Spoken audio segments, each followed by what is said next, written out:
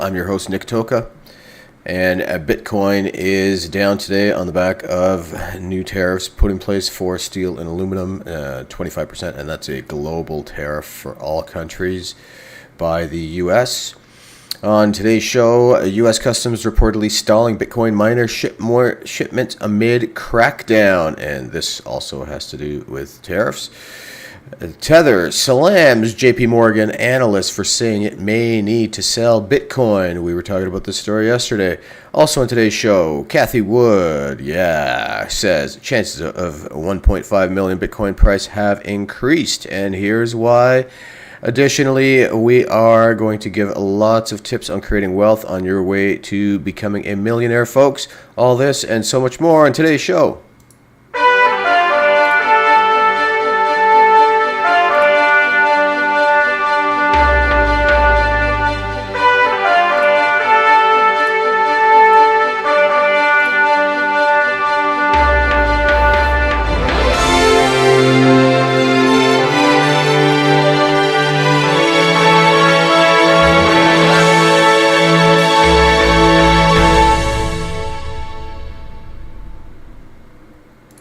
Welcome, folks, to Crypto News Global. I'm your host, Nick Toka. Today is February 13th, 2025, and Bitcoin in the red, definitely on the back of the new tariffs that are being imposed by the U.S. for aluminum and steel, and that is a global tariff on all countries.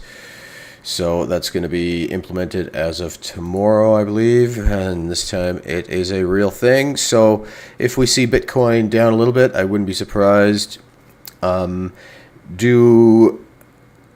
I expect that it's going to fall more? Potentially, but the fact that it's only dropped, a little bit, couple percent, on the back of these global tariffs is probably a good sign. As I've said before, it's going to get to a point where the crypto market is just immune to new customs and geopolitical risks, and in fact, it's going to thrive on these risks.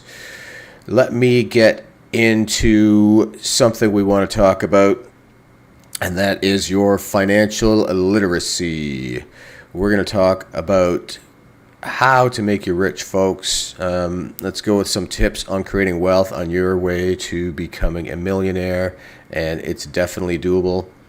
Here's some step-by-steps, which I've also included in these show notes, on a guide to build wealth and reaching millionaire status. And this is not some bullshit that somebody's going to sell you. I'll never ask for a penny from anybody. It would be nice if you subscribed on my path to 500 subscribers. However, this is not a money thing. Don't let people scam you by taking your money and telling you, hey, this is how you get rich, because I'm giving you the information right here, right now. So, number one, master financial literacy. Understand the basics: income, expenses, assets, liabilities, and investing. Read books. Rich Dad, like the one we have in our book of the week right now in the notes. The Millionaire Next Door. Follow financial experts and take online courses on personal finance. This will, and of course, listen to shows like mine. Set clear financial goals. Define your millionaire timeline. I want to be a millionaire in 10 years, 20 years, 30 years. Break it down into achievable milestones. My first 10K, my first 100K. Set SMART goals: specific, measurable, achievable, relevant, time-bound. Don't bullshit yourself. Be honest with yourself. Step 3, increase your income. If you can maximize your 9 to 5, by all means. Get promotions, negotiate raises, or switch to a higher paying career or a higher paying job. Develop high income skills. Coding, you can do this a lot now with the aid of AI. OpenAI is a pretty good coder. Claude is considered the best coding programming, and pick it up, open it up, take some online courses, and within hours or days, you'll be coding. Do sales. Salespeople end up making a lot of money. It might not be something that's down your alley, but if you practice and you're good, you will make a lot of money. Digital marketing. Create some books. Sell them. This is something that will make you money while you're sleeping, and it's eternal. You just create it once, you put it out there, and it just continues to make money while you sleep. Even if it's a $2 thing, you sell a $2 article and you sell it 1,000,000 times, well, you made $2 million bucks. Investing. Start a side hustle. Freelancing, consulting, e-commerce, content creation. Invest in yourself. 100%. I've been talking about this all the time, guys. At the end of every show, continue learning. It pays off exponentially. Live below your means. Follow the 50-30-20 rule. 50% needs, 30% wants, 20% savings and investments. Cut unnecessary expenses. Avoid lifestyle inflation. Avoid debt, except for good debt like real estate, business investments, or financial investments. So I mentioned yesterday, we talked about, people who are trying to pay off their credit cards, get out of debt. Well, I don't have any money, and I've suggested that every single person I've talked to where we've gone through their assets and liabilities and their monthly expenditures, we've always been able to find something that they can cut out that they don't even notice when they cut it out, because it's something that was just some little inconsequential thing they used to spend money on, and hey, suddenly I have $200 more a month. Save and invest aggressively. Have an emergency fund. They always say, you've heard this a million times, guys, that emergency fund is important. Save 3 to 6 months of your expenses. This is not considered part of your investment strategy. This is considered separate. As I mentioned, have separate accounts for these things. High interest online savings accounts, not brick and mortars, is a good way to go. And I've already mentioned how go through the fine details on these accounts, because a lot of them will say, oh, we'll give you 5% interest. And when you look at the fine detail, it will say 5% interest on more than $1 million in your account. And when you really drill down, it's like 0.5% on anything under 250 grand. So, but there are some that actually offer 4 or 5% on any balance. So look it up. All that information is online. Just look up high earning savings account, online savings account. You'll get 100 that come up, but you should get some lists of people that have already done the work for you. Go through their lists, and then also when you get the names of some, go to their actual websites, the financial institutions, and find where their interest rates are, where their deposit limits are for interest rate, and make sure you make a good call. Open multiple accounts on these online savings accounts. One for example, your emergency fund. One for things that you're saving for. I'm saving for a mortgage. There's another account. I'm saving for a car. There's another account. I'm saving for education. There's another account. And of course, separately, you're going to have a investments account. And all these things can be done. So your bricks and mortars account, which still has some utility and use, your checking account that you should have in the brick and mortar, will distribute automatically to all these other savings accounts. You can set it up all automated, guys, so you don't even have to think about it, and before you know it, you'll start to have a lot of cash. Don't fuck around and dip into your other accounts. If you've got an account for mortgage, account for car, account for holiday, and your investments account, and suddenly your investments account is doing great, don't dip into it and say, oh, but I want to go on vacation now, right? No, keep that separate. And if you have to have a bit of a longer term horizon where, oh, I can't go on vacation right now, it'll have to be in 3 months, or it'll have to be next year, then by all means, it's worth it, because you're investing in yourself here. Invest in index funds. If you can use these tax sheltered accounts to also invest in ETFs, this is part of your investment portfolio. Index funds, I recommend Vanguard's Total Index 500. It invests in every stock on the S&P 500, and the MER is a mere 0.03%, and you get 8% dividend on top of that. It's definitely the best thing going. If you must, if, people are talking into it, if people tell you that you're crazy, your spouse is bugging you, okay, maybe you can go into some growth stocks, but I would highly recommend just go into an index fund. If you don't know anything and you don't want to learn anything about investments, go with something called the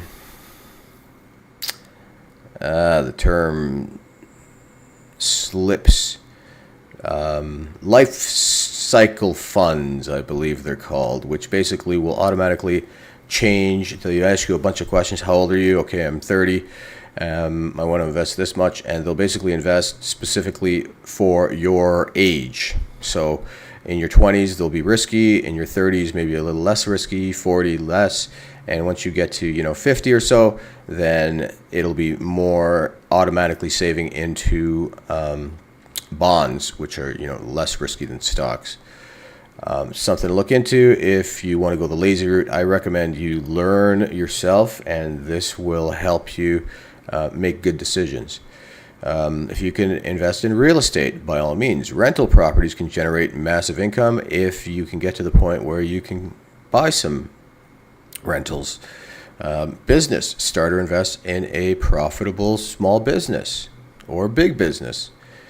Build multiple streams of income. Earn money from different sources, jobs, side hustles, investments, passive income, like stocks, real estate, royalties, online business, and dividends.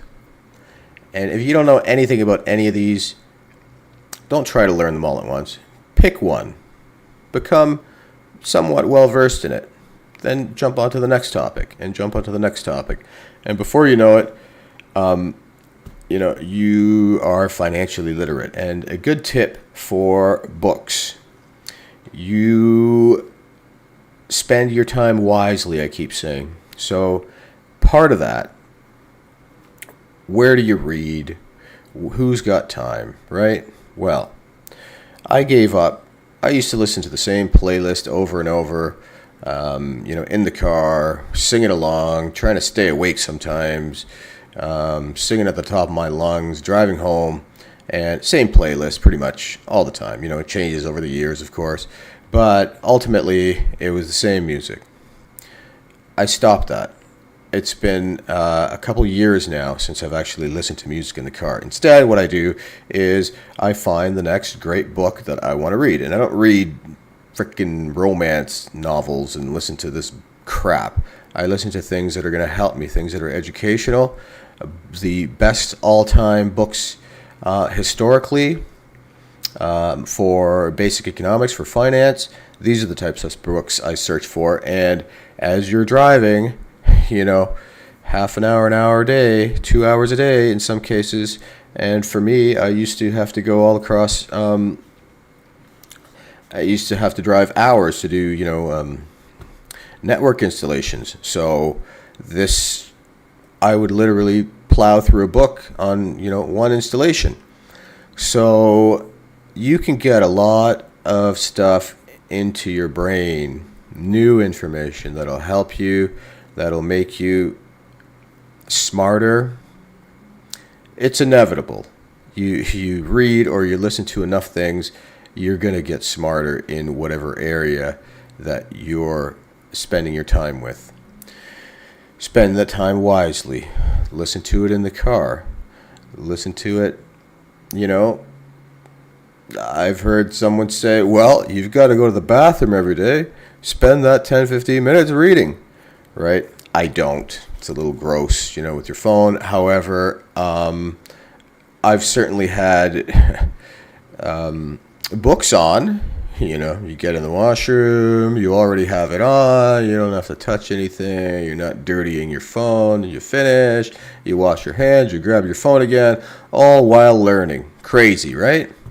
But 15 minutes a day, 20 minutes a day, 1 hour a day, and multiply that over the year. If you could do an hour a day or 2 hours a day while driving, then suddenly you've gone through 700 hours of books.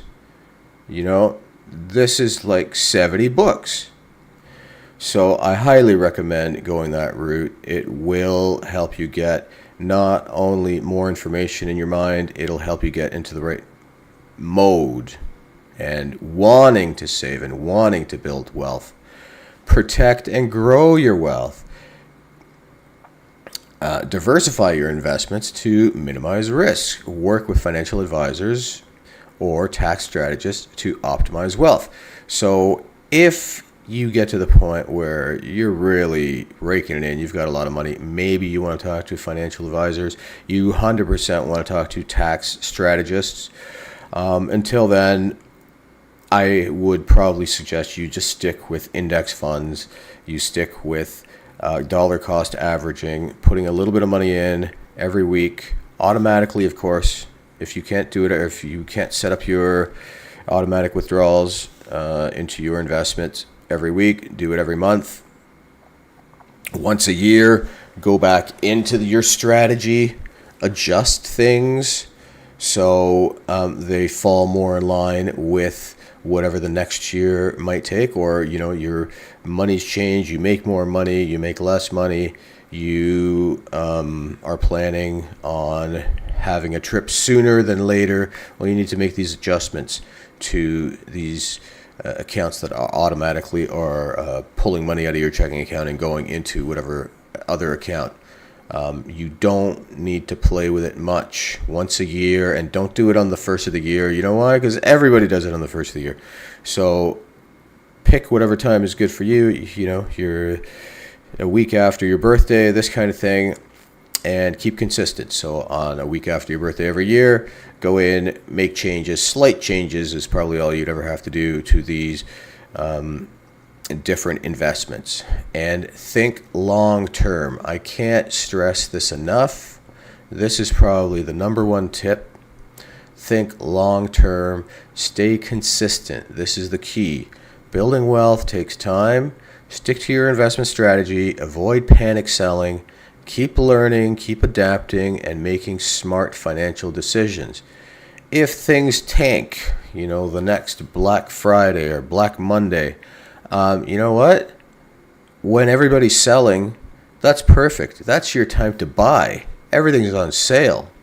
So, when things are tanking, buy twice as much. It's the same with the crypto investment strategy.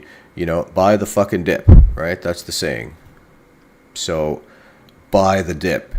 And that counts both in traditional financial markets and for crypto.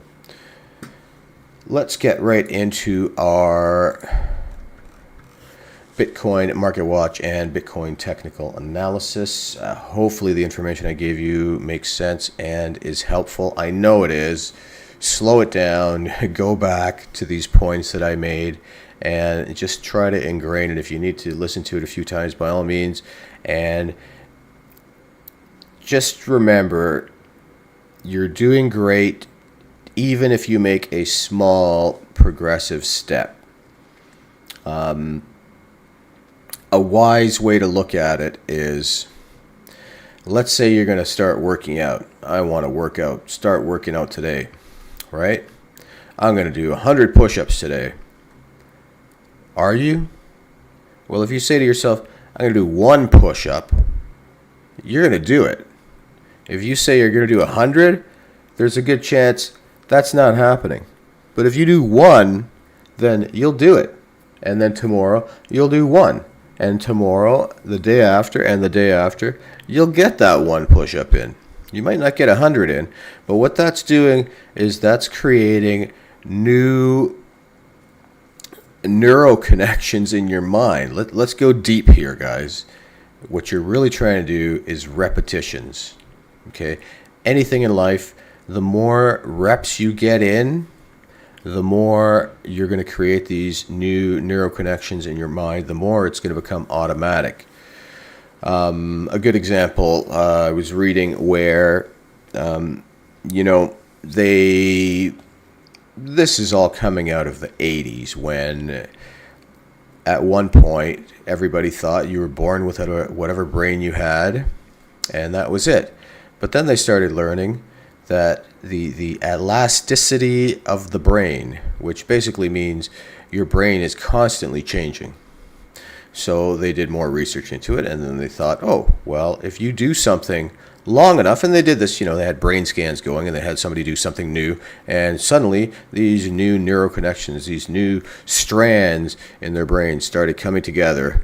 And before it was like this, they had nothing, and then they started skateboarding. Well, suddenly these new connections came like this for skateboarding. Then within a short amount of time, it got better and better and stronger and bigger. And then they figured out by around 3 weeks, you had this massive new section of your brain just specifically for skateboarding. But what they found more recently is it's not this 21-day thing. They used to say 21 to 30 days it takes to create a new neural connection in your mind so you can do something better, and you can find a new skill, and then you don't have to think about it anymore after 21 to 30 days because it's already ingrained in your mind. It's these new neural connections. What they're actually finding is more recent information is it's the repetitions. So they took a bunch of photographers, and they told the photographers to one group of photographers, they said, okay, we want you to do everything and conceptualize and write down and figure out what's needed to take the most fantastic photo ever in history, right? And then they took another group of people and they told these photographers, we want you to go out there and take as many photos as you can in a month. So at the end of the month, they both got together, and of course, the group that conceptualized and thought of all the best ways to take a picture finally got their awesome picture, and the ones that were doing pictures nonstop, hundreds and thousands of pictures, also nonstop, came back. And who took the best pictures? It was the people who practiced the pictures, not the guys who conceptually thought about it. It was the people who actually practiced it. So think of it that way.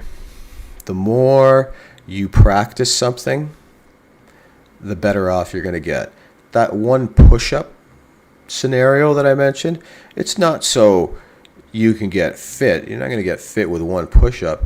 But what it would do is it would get you to the point where your mind is accustomed to doing push-ups, and maybe you could get to that 100 push-ups a day much easier because your mind would then be ingrained in this push-up mode, even if it was at the beginning only one a day. Hopefully this info helps. Again, please comment and please subscribe if it does. Let's flip right into our market watch and Bitcoin technical analysis, folks. We've got Bitcoin down about 1% at 96,766 right now. Ethereum down 1.5%, 26.95. Solana down 0.5%, 196. XRP up 3.5% at $2.55. Doge down just slightly at 26 cents. We've got SUI down, looks like about 4% at $3.46. Looking at the crypto bubbles for the day, we've got XCN down 14.5%, Hex down 12.5%. Most things are in the red. We do have XRP up 3.5%, which often happens when the rest of the market is going down. When Bitcoin's down, XRP's up, and vice versa. I noticed that a lot. Let's zoom out to the weekly. We've got Cake, the big winner, at 102%. On the plus side, PLSX up almost 50%. Hex up 40%. Zooming out to the monthly, the XCN coin is the clear winner for the month, 725%. Ultima up 113%. Ohm up 51%. A lot of red for the month, though. Doge down 26%. SUI down 23%. XRP down 8%. Quite a bit in the red. Our crypto market cap, Bitcoin is currently sitting at $1.92 trillion. Ethereum is at 325 billion. XRP is at 147 billion. Solana 96 billion. Doge 39 billion. Cardano 28 billion. And rounding up the top 10, we have Tron at 20 billion. The total crypto market cap right now is sitting at 3.15 trillion, and we have Bitcoin with 61% of the dominance. Ethereum at 10.32% and dropping as we speak. XRP at 4.7%, up a bit. And interestingly, Solana's been not even on the list anymore. BNB has gone above them at 3%. Crypto Fear and Greed Index, currently we are at a 48 in neutral. Yesterday was a 50 in neutral, and last week a 44 in neutral. We have 1,010 days approximately until the next Bitcoin halving in 2028. There are 166,338 blocks left to mine until that time, and 1,176,057 blocks to mine until the final block is mined in the year 2140. Total assets by market cap globally, we have gold getting very, very close to that 20 trillion mark, 19.85 trillion right now, up 1% today. Apple at 3.6 trillion, Nvidia 3.3 trillion, number 3, Microsoft 3 trillion, Amazon 2.4 trillion, Google 2.27 trillion. There's the Biddy at number 7 at 1.912 trillion, silver 1.856 trillion, Facebook right behind them. So silver's flipped Facebook the other way. It was Facebook had climbed above silver for a couple days anyway. Facebook at 1.845 trillion, Saudi Aramco 1.794 trillion. Tesla's flipped again. Broadcom at 1.14 trillion in the number 11 spot. You can currently get 1,034 satoshis for one fiat crap dollar, and the current total debt, U.S. debt, is 36,476,565,000,000, which equals 107,194 per U.S. citizen and 323,047 per U.S. taxpayer. And that's what we care about most, is the U.S. taxpayer, because the citizens, it seems, as they kick out more people, there's going to be less and less citizens. Speaking of crackdowns, we have a bit of a crackdown at the U.S. border right now when it comes to mining. U.S. Customs reportedly stalling Bitcoin miner shipments amid crackdown. Executives say the U.S. Customs and Border Protection is targeting Bitmain-related shipments, which sucks because that's the best shit, guys. U.S.-based crypto miners are facing delays in receiving ASIC mining hardware due to intensified security scrutiny of shipments from China's Bitcoin, the dominant supplier of, from China's Bitmain, they must mean, the dominant supplier of Bitcoin mining rigs. As Bloomberg News reports, industry executives said shipments of Bitmain machines have been held up due to increased scrutiny by the U.S. Customs and Border Protection. The timing aligns with the U.S. Commerce Department's January blacklisting of Xiamen Sokfo Technologies Limited, an AI firm affiliated with Bitmain, accused of furthering Beijing's ambitions in advanced chip production. These delays also come amid escalating trade tension between U.S. and China. The latest seizures and import hold presents a notable escalation from the CBP's detainment of Antminer S21 and T21 units last year. Damn. Mounting regulatory pressure, Bitmain, which controls roughly 90% of the global market for specialized Bitcoin mining rigs, has been subject to U.S. tariffs since 2018. And what I can tell you is, if you're in China, or I think even in Europe, these things are much cheaper. If you, and this is not new, you can see this right on the Bitmain website. If you're getting the shipment to the U.S., I believe it is a 100% tariff, the increase in price they put these. It's either 50 or 100%. It's been around like that for a long time, which is, another cheap move on China's behalf. So they don't want Americans using their equipment, which it definitely mines a lot more than any other ASIC miner, and certainly a lot more than any video card. Bitmain, which controls roughly 90% of the global market for specialized Bitcoin mining rigs, has been subject to U.S. tariffs since 2018. There you go. On February 1st, President Donald Trump announced an additional 10% levy on Chinese imports, further implicating the landscape for miners reliant on Bitmain machines, which is basically all of them. Nuo Zhu, founder of China Digital Mining Association, said U.S. Customs has started randomly inspecting almost all airlifted Bitcoin mining machines since about 3 months ago. He added that officers are scrutinizing machines more closely and demanding certificates of origin, further delaying shipments. A source familiar with the situation disclosed that an Oklahoma-based mining operation with 2,000 rigs has been significantly delayed due to a stringent customs checks. Luxor Technologies COO Ethan Vera said shipments with Bitmain labels are among those targeted by customs. And let me just tell you guys that these Bitmains are not cheap. If you want the newest one, you're talking like 30 to 50,000 bucks. There's other old shitty ones that you can get, used, whatever. You can maybe 1,000, 2,000 bucks. But if you want what the large companies are buying, the big miners, you're talking 40K.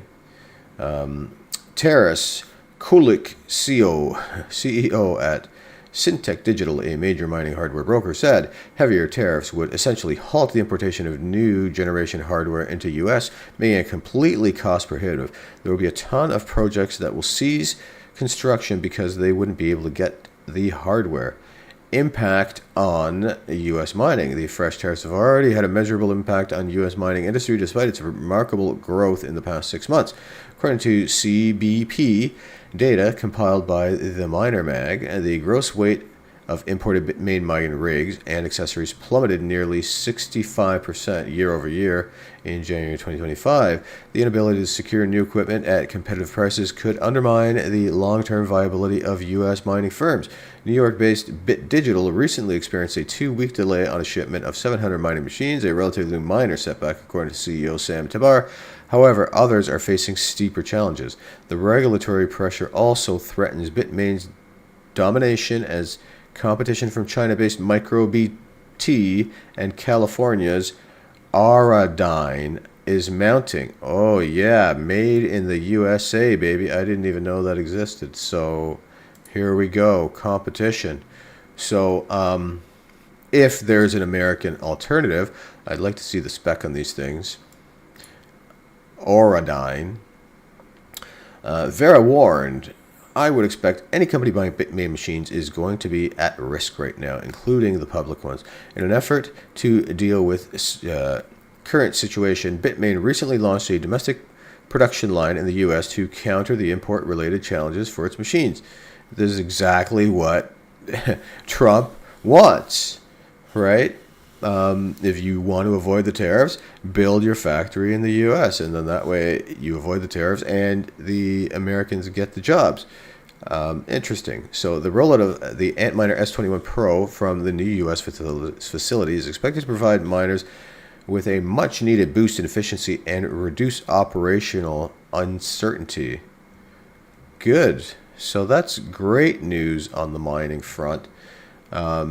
The cost of these things and additionally the import fees from Bitmain has definitely kept me away. I've always wanted one to start with because it's a great business model. You buy one, you mine, and then with the money you mine, you buy another one, and so on and so on. And I did this when mining first started just with video cards, and it was basically money in the bank. So the fact that Bitmain now has a U.S. facility and California's Auradine is a new company that's competition to Bitmain is very interesting. Things could be changing for the better in the very near future. Maybe I can finally afford one of these things. It's just tariffs. The cost of these things is just insane. Knowing the cost of a ASIC chip, I'm a computer guy. Basically, it costs like $1 for an ASIC chip. Like, it costs fuck all, people. However, these guys are charging 40 grand for their equipment. Why? Because you can make so much money off it. Well, yesterday we had a story about JPMorgan Chase, which is always, one of those companies that we definitely don't trust around here. And they're always saying one thing and doing another thing, and they're always, last year they were crying how, Bitcoin is the usual, used for scams, used for this, and now suddenly, they're investing in Bitcoin. There was a story out of Britain where they stopped allowing their customers to have Bitcoin in their Morgan accounts. However, at the same time, they were double dipping because JPMorgan was actually buying Bitcoin. So they're basically saying, citizens, you can't buy it. However, Chase was buying this stuff on the low. So I don't trust anything.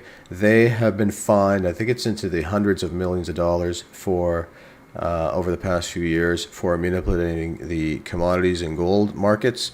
So do not trust these scums.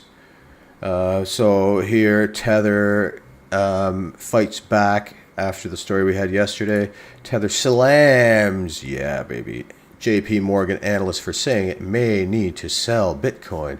Tether criticized analysts at JPMorgan who speculated the issuer may need to sell its Bitcoin holding to comply with newly proposed U.S. stablecoin bills.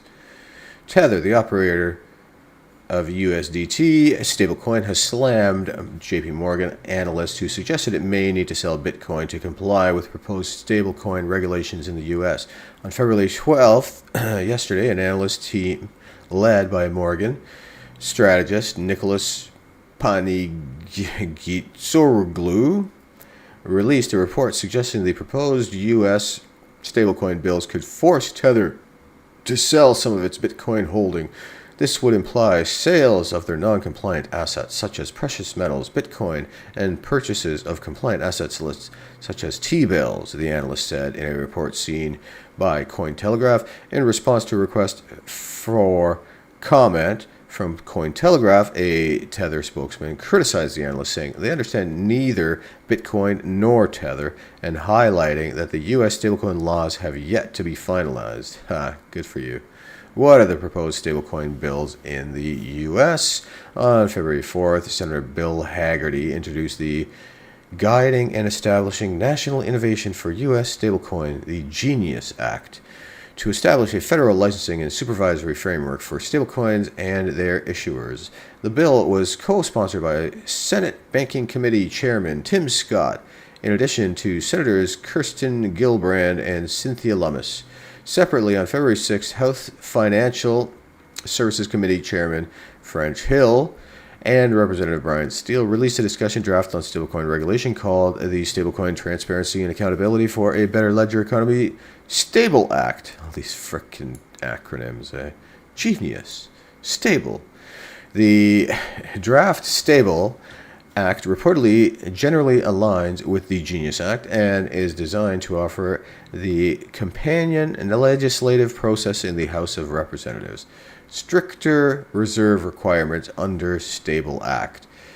The Panigritsoglou-led JPMorgan analyst highlighted that reserve requirements under the Stable Act are stricter, allowing stablecoin issuers to only hold insured deposits, U.S. T-bills, short-term treasury repos, and central bank reserves.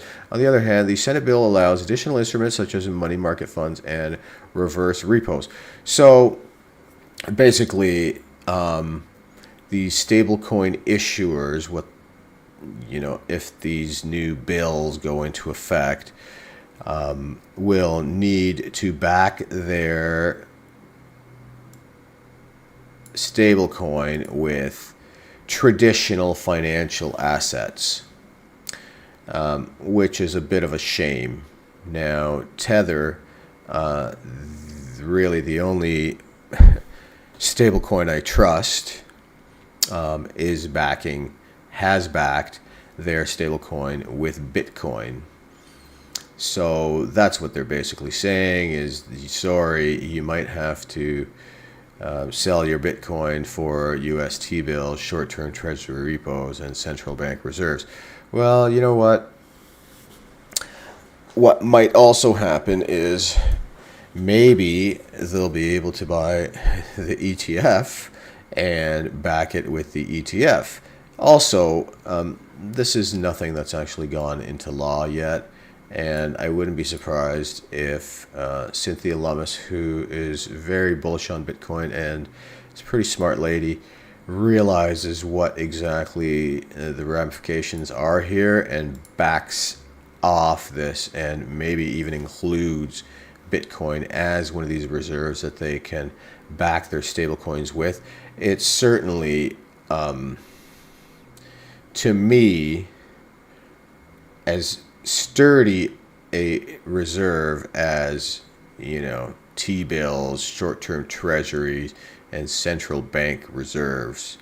Like central bank reserves. So basically what they're saying is, oh, you have to lose 10% of your actual value every year because we're going to print more money, thusly decreasing the value of your bank reserves. So it's a bit of an oxymoron and a little bit ridiculous. So I don't know if it's actually going to go into law. Hopefully someone will have a bit of a light bulb moment where they can think objectively how this is a more of a detriment than it is a positive for stablecoins. Now, do I believe that they should be backed by something strong? 100%. If your stablecoin is backed by, tulip bulbs or feathers or, Venezuelan peso, well, yeah, no, it's garbage. But if it's backed by Bitcoin, yeah, I would say it's actually worth something. We've got a very bullish Cathie Wood who looks kind of cute in a bit of a nerdy way, and I'll bring up the photo here. And Cathie Wood says, chances of a 1.5 million Bitcoin price have increased. Here's why. So she's got her bullish targets for sure. She's one of the most bullish, and why shouldn't she be? She has held a hell of a lot of Bitcoin, and one of the first to hold Bitcoin before there was, BlackRock. There was ARK Invest, Cathie Wood. So ARK Invest CEO Cathie Wood says that the odds for Bitcoin to reach the price of 1.5 million have increased thanks to the increased presence of institutional investors in the Bitcoin market. Many institutional investors are now looking at Bitcoin and thinking they need to add it to their asset allocation because its return profile looks so much different and its risk profile looks so much different from all the other assets in their portfolios. Yeah, it's actually gaining ground. Institutional presence in the Bitcoin continues to expand. One of the indicators showing increased institutional presence in the Bitcoin market are Bitcoin ETF inflows. According to the data from Farside Investors, Bitcoin ETFs in the United States have seen 4.96 billion in net inflows since January 1st, 2025, with a total. So it's basically a month since, with a total cumulative flow increasing from 35 billion to 40 billion during the time period. MicroStrategy, the largest corporate holder of Bitcoin in the world, has continued its frequent purchases of Bitcoin. In their latest Bitcoin investment, Strategy bought 7,633 Bitcoin for 742 million. The purchase brought the company's Bitcoin reserves to 478,740 Bitcoin, a 2.41% of the circulating supply. And he has said, Mr. Saylor, that he wants to get up to 5% of the circulating supply. So he's more than halfway there. Interesting. Another reason to be bullish on BTC is that there's a serious discussion across the U.S. states to establish a Bitcoin reserve. And ex-head of digital assets research, Matthew Siegel, recently published a breakdown of 20 state-level Bitcoin reserve bills, noting that the laws could result in the purchase of $23 billion worth of Bitcoin. We've been talking about this almost every show, how the number of states that have created their statewide Bitcoin legislation for a Bitcoin reserve. It keeps growing. So we analyzed 20 state-level Bitcoin reserve bills.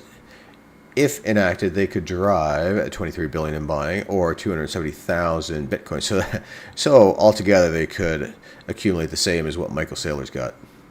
This sum is independent of any pension fund allocation, likely to rise if legislators move forward. Yeah, so this is strictly the U.S. states creating their own state-level Bitcoin reserve. And they're talking about 250,000 Bitcoins. And it does not include any pension fund allocation. And we all know that these pension funds are going to have to put their money somewhere to save their bloody pensions, because as it's turning, the people handling these pension funds are doing such a poor job. They could have been doing so much better all these years to actually make something of it. Instead, they've taken such a conservative, short position, short timeline position, and it's just like, T-bills and bonds. And meanwhile, everything's passing it by. They could have made the pension fund into so much. But instead, it's another failing initiative. Algorithms predict. Let's say, hey, Billy Grande, hello. Thanks for joining. Algorithm predicts Bitcoin surge to 175,000 in 2025. The algorithmic Bitcoin price prediction on CoinDex is forecasting Bitcoin to display a strong performance in 2025 and reach as high as 175,000 by August. Interestingly enough, this prediction is more conservative than some analysts, as it expects 175 to be the peak of the current Bitcoin market cycle, which will be followed by a multi-year price correction on the downside. I don't disagree with the price correction on the downside. Again, not financial advice, everybody, but if we follow the traditional trends, which we can bring up right here, the historical trends basically tell us that every 4 years, so I've got the halvings, the Bitcoin halvings marked with the vertical line, the blue lines going up and down, and we do see that there is the upswing, and then we've got the downturn on the opposite years, and the most prolific example of this is the last Bitcoin halving in 2020. We can see very clearly that we got to the cycle peak and then there was the cycle low. So I do anticipate a similar kind of prospect in this current cycle, and I really don't feel like we're, even halfway there. I've gone conservatively in going through these historical cycles, and the first cycle was 19x from the halving date until the cycle peak. The next cycle was 8x price increase from the halving date until the cycle peak. The next, in 2020, was 7x. So I've gone conservative and said, okay, this time from the halving date here, we're going to go 3x, and that comes up to 220,000 per BTC. And okay, so let's instead, we were going 8, 7, let's see 6. And if we go 6x from the halving price, we've got 376,000. So I don't disagree that there's going to be a peak, possibly even a double peak. I mean, the 2020 cycle was, looks like what, April to May was the first cycle peak, then a downturn, and then we got again to the biggest point of the cycle, which was in October of 2020. I expect something similar to happen. It's been happening for 3 cycles, so why wouldn't it happen in the 4th?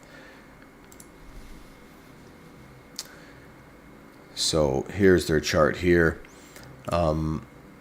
I certainly anticipate that Bitcoin hasn't hit the top here. I think it's just in a consolidation phase.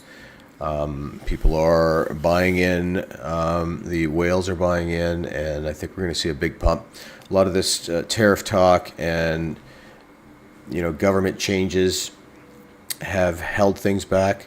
I also feel like some of the big players here are also holding things back and maybe buying Bitcoin on the low. Nation states around the world, for example, could be buying it and not saying anything, because once they do say something, then the price is going to peak and it'll go up, and then it'll be more expensive for them to keep buying. So I anticipate the culmination of many countries all at one shot saying, states will come out and say, okay, we're buying Bitcoin. And then, 10 other countries around the world will say, oh, we've been buying it for, 2 years. Hopefully, this show has helped you guys with your financial literacy. We went through many, many points at the beginning of the show, and all these points are in the show notes, so please go through them thoroughly. Feel free to copy and learn a bit. The books that I keep posting, it's generally about a book every week, a book every 2 weeks, and they're all really to do with financial literacy, are very helpful, and I recommend, like I mentioned, if you don't have time to sit and read, then listen to them in the car, listen to them in the background. You can do two things at once, and that way you're saving time. Remember that money in the world is very abundant and money is everywhere. It's time that's scarce, so use the time wisely. Like I always try and push, spend less money than what you earn, and if you start making more money, save more money. Don't start spending more money. Start saving when you're young, and you can retire when you're 40 or 45. Don't start saving when you're old. It's never too late to start investing. If you haven't, yes, you should invest when you're old, but I'd highly recommend starting when you're young. That way you have the maximum number of years for your investment portfolio to increase, both with the dollar cost averaging you're doing with the monthly or weekly contributions and with the years. If you've got a great idea, do start that idea today. Don't wait for tomorrow. Start today, even if you're not ready. Again, I hope you found this stream very enjoyable. Please feel free to subscribe. I am on a mission to get to over 500 subscribers. So please like, share, comment, and subscribe. And we will see you on the next stream. Folks, thanks for joining.